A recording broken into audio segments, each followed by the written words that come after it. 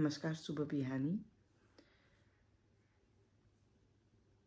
आज अलिकति मन चिन्तित छ, त्यसै कारण यो भिडियो बनाएर तपाईहरु सामुन्ने पेश गर्दैछु।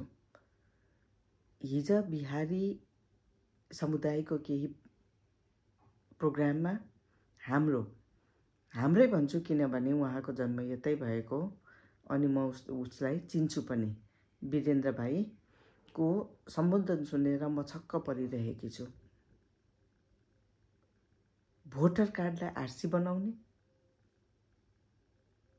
भोटर कार्डलाई हुनेले रेसिडेन्शियल सर्टिफिकेट पाउनु पर्ने भाइ, तपाईले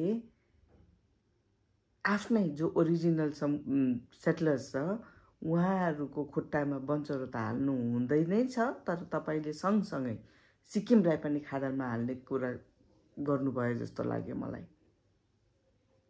तपाई आफै भन्नुस् न, अघि सिक्किममा बिहारी समुदायलाई छोग्यालले अपर्च्युनिटी दिएको हैन।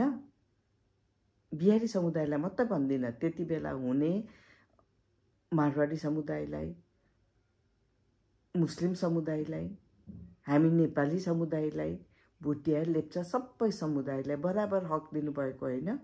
सिक्किम सब्जेक्ट बनाउने प्रावधानमा कसैलाई छुटाइएको थिएन।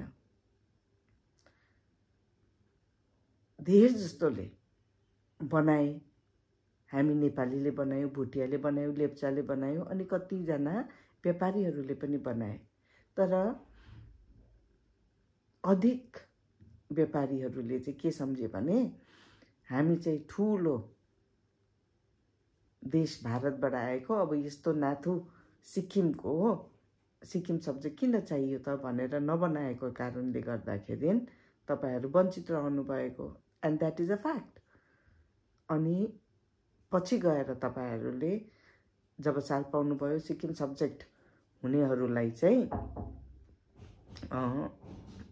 आईटी एक्जम्पसन पाइन्छ भनेर, त्यति बेला तपाईहरुले गएर सुप्रिम कोर्टसम्म केस गर्नुभयो। तपाईहरुले पनि छुट पाउनु भएको छ अहिले। अघि त्यसमा पनि धाँधली भएको छ, किनभने जो गरिब तपाईहरुकै समुदायको होस्, बिहारी समुदायको होस्, मारवाडी समुदायको होस्, बिहारी अन्य हाम्रै समुदायहरुको होस्, धनी जसले चाहिँ लयरको फी दिनमा मद्दत गर्यो उनीहरुको नाम त्यहाँ भित्र छ। मैले तपाईहरुकै समुदायको मानिसहरुलाई सोधेको, किनभने त्यहाँ के भएको छ भने सिक्किमको सीओआई होल्डर सिङतामको छोरी बिहा गरेको छ बाहिर राजस्थानको सँग, भनेपछि ऊ त बाहिरको भयो नि। कोहीले बिहा गरेको छ कालिम्पोङको सँग, भनेपछि उसको पनि त सीओआई हटिनु पर्ने हो नि एज पर द ल।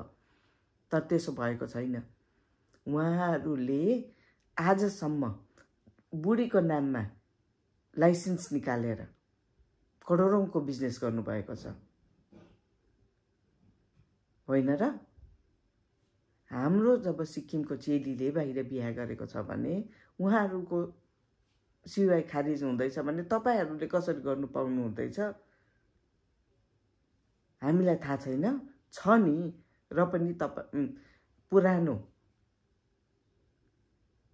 नाताले गर्दा चुप लागेर बसेका छौं। तर आज तपाईले भन्नुहुन्छ कि भोटर कार्डलाई चाहिँ आरसी दिनुपर्ने। तपाईहरुकै एउटा म अझ एउटा उदाहरण दिन्छु है। एकजना मानिस लद्दाखे साहबको केयरटेकर भएर आउनु भएको थियो। उहाँ त 70 को दशकको बादमा आउनु भएको नि, तर उहाँले चाहिँ आर्मीको सप्लाई गर्थे भन्दा आर्मीले न उहाँकोमा वर्क अर्डर छ न केही छ, र पनि उहाँले म चाहिँ कुनै आर्मी अफिसरले उहाँले चाहिँ यसरी सप्लाईहरु गर्थे, हामीसँग काम गर्थ्यो भनेर एउटा राइटिङ प्याडमा दिएको भरमा पनि सीओआई बनाएर बसेका छन्। त्यो हामीलाई थाहा छैन। आज त करोडौंको बिजनेस उहाँले पनि गरिरहनु भएको छ। कन्ट्र्याक्टरमा सायद उहाँ नेमा कन्ट्र्याक्टर लिस्टमा पर्नुहुन्छ होला। हाम्रो सिक्किम, यदि तपाईले पनि यो सिक्किम हाम्रो भन्नुहुन्छ भने नि जति पनि इन्फ्लक्स छ भोटर कार्ड त जसले पनि सार्दा भइहाल्यो नि त। त्यो त भारतको संविधानको प्रावधान छ नि, एउटा ठाउँमा बसेर कति वर्ष भएपछि भोटर कार्ड सार्नु पाउने। अनि यसरी नै भोटर कार्ड सबै सारेर आउने जतिलाई चाहिँ आरसी दियौँ भने चाहिँ के तपाईँकै छोराछोरीको भविष्यमा अन्धकारमा धकिलिँदैन? तपाईँले अन्य मागहरू पनि राख्नु भएको थियो नि, हाम्रो नानीहरूलाई चाहिँ यसरी सहुलियत पाउनुपर्छ अरू जस्तै भनेर। भनेपछि त तपाईँकै समुदायहरूलाई पनि खतरा हुने भयो। कस्तो कुरा गर्नुभएको तपाईँले यो?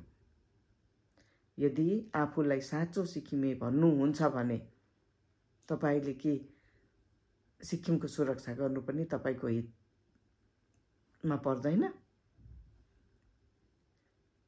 मैले अस्ति नै केही मुस्लिम समुदायका मानिसहरूसँग कुरा गर्दै थिएँ। मैले उहाँहरूलाई प्रश्न राखेको थिएँ कि सबै आउने मस्जिदमा आउने मानिसहरू तपाईँले चिन्नुहुन्छ भन्दा उहाँहरूले चिन्नुहुन्न। तर भारतको संविधानले इज अफ डुइङ बिजनेस दिएको छ नि, कहीँको मान्छेलाई पनि आएर, अनि झन् गान्तोकमा त सजिलो, हाम्रोहरूले लाइसेन्स एकदमै छिटो सबलेट गर्छ अघि भनेपछि उहाँहरूलाई मौसम पनि राम्रो, इज अफ डुइङ बिजनेस पनि, यहाँको मान्छेहरू बेसी भाउमोल गर्दैन भनेर धेरै मान्छे सिक्किममा आएर बिजनेस गर्नु रुचाउनुहुन्छ अघि। त ठिकै छ, बिजनेस गर्नु पायो नि, तर बिजनेस गर्नु पायो भन्दैमा आरसी दिएर बिस्तारै सिक्किमेलाई चाहिँ बाहिर लात हान्नु त मिलेन नि। त्यो एउटा कथा सुन्नुभएको होला नि, ऊँट र ऊँटको मालिकको। त्यस्तो चाहिँ नगर्नुहोस् न। हामी सबै अहिलेसम्म पुस्तौँदेखि मिलेर बसेका छौँ। तपाईँको यस्तो कुराले खलबली मचाउँछ, त्यसो चाहिँ नगर्नुहोस् भन्ने म तपाईँलाई निवेदन गर्दछु। अनि नेताहरूलाई के भन्न चाहन्छु भने नेताहरूले यस्तो यदि वचन दिनुभएको छ भने यो सरासर गलत हो। अनि अब चाहिँ सिक्किमे जति सबै एक भएर भुटिया, लेप्चा, नेपाली अनि पुरानो व्यापारी चाहिँ एक भएर यसको खण्डन गर्नुपर्छ, किनभने यो हाम्रो अस्तित्वको सवाल हो। अब बिजनेस गर्नुहोस्, कमाउनुहोस्, ठिक छ, तर सिक्किमे बन्ने कोसिस चाहिँ कदापि नगर्नु होला। अनि नेतालाई के भन्छु भने हामी जनता हौँ, तपाईहरूले राम्रो काम गरेर जानुभयो भने हामी तपाईहरूको जय जयकार गर्छौँ। हामी जनतालाई जन्तु बनाउने कोसिस चाहिँ नगर्नु होला। यति भन्दै तपाईहरूबाट बिदा लिन चाहन्छु। धन्यवाद। शुभ दिन।